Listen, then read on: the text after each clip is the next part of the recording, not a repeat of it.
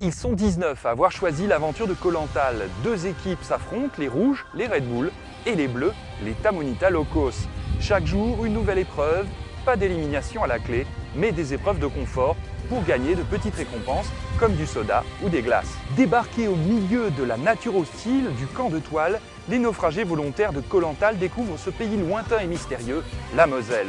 Après avoir choisi un totem, un cri de guerre, les rouges et les bleus, plus motivés que jamais, rentrent dans le vif de l'aventure.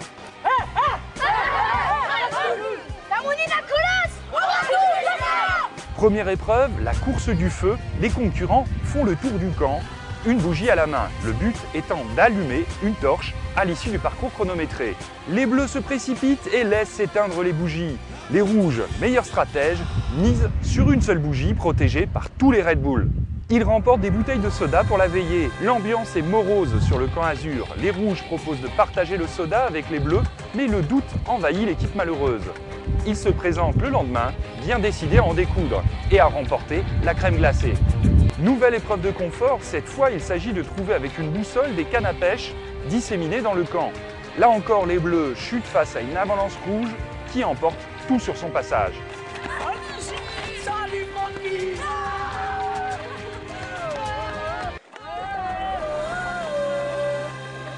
Conseil du soir, animé, les discussions sont vives entre les bleus, mais l'intervention d'un coach permet de remotiver toute l'équipe. Première victoire tant attendue, la bonne ambiance est enfin revenue dans la tribu des bleus. Dans cette nature hostile, les aventuriers de Koh Lanta ont appris à se servir de sarbacane après une longue marche. Le tir à la sarbacane fait appel à la concentration, à l'instinct de chasse et au respect des règles de sécurité. Les bleus remportent cette épreuve et rattrapent les rouges. Dans cette région du monde, des autochtones construisent des parcours sécurisés dans les arbres. Nos aventuriers relèvent le défi.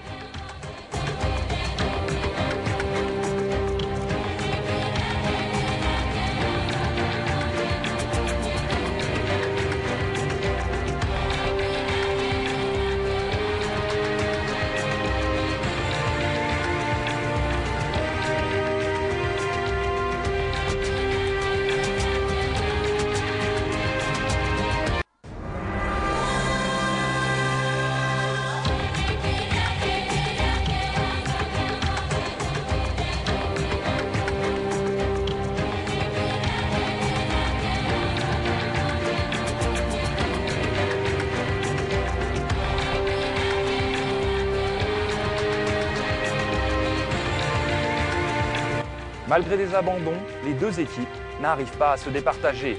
Il doit pourtant y avoir qu'un gagnant. C'est ça aussi la dure loi de Koh Lanta. La dernière épreuve est un classique de Koh Lanta. Elle nécessite sacrifice, stratégie, combativité. Elle fait avant tout appel à l'instinct de survie. La récompense ultime est tout de même un magnifique après-midi fast-food et cinéma. Le combat est disputé âprement. Les bleus l'emportent contre toute attente. Une fois de plus, l'aventure réserve des surprises aux naufragés volontaires de Koh Lanta. Depuis, ils ont regagné la civilisation. D'ores et déjà, le casting est ouvert pour l'édition 2008.